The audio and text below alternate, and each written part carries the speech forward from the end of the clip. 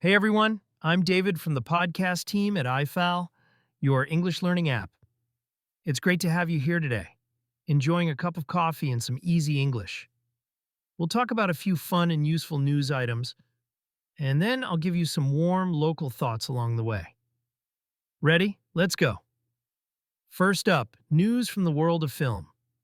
The big story is that this year the Israel Prize for Cinema goes to Gabi Amrani.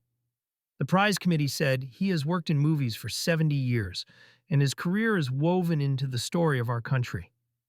He's in films that nearly every Israeli family knows, and people from grandparents to kids love him. When I was a kid, I remember watching his movies with my parents. It felt like a warm, familiar world. Maybe this year, when you watch a classic Israeli film, you'll notice Gabi Amrani and try to pick out his style. It's a nice way to connect with our culture and also practice your listening in English, if the film has subtitles or an English dub. Next, let's talk about TV.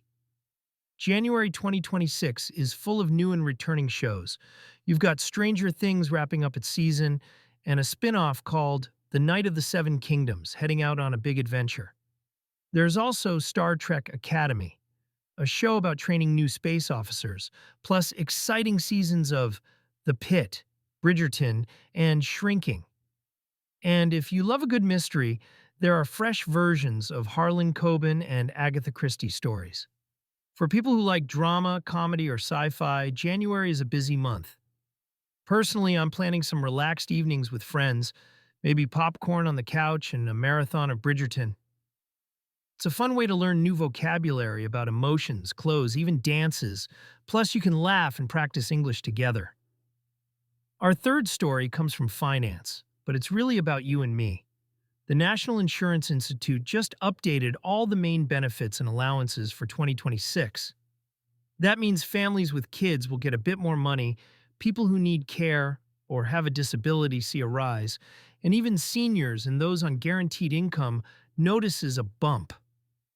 The updates follow the new salary levels and the cost of living index. If you or someone you know receives any of these benefits, check your bank account or the official website.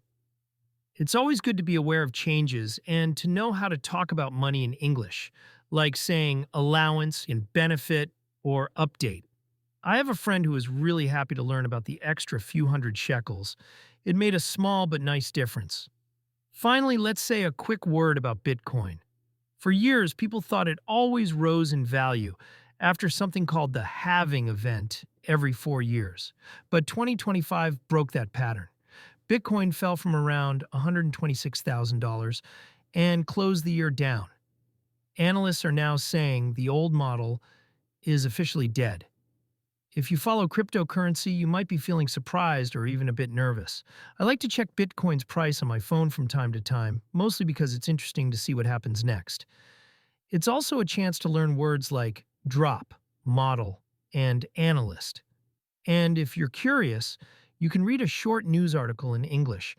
It helps your vocabulary and keeps you informed. That's it for today's episode.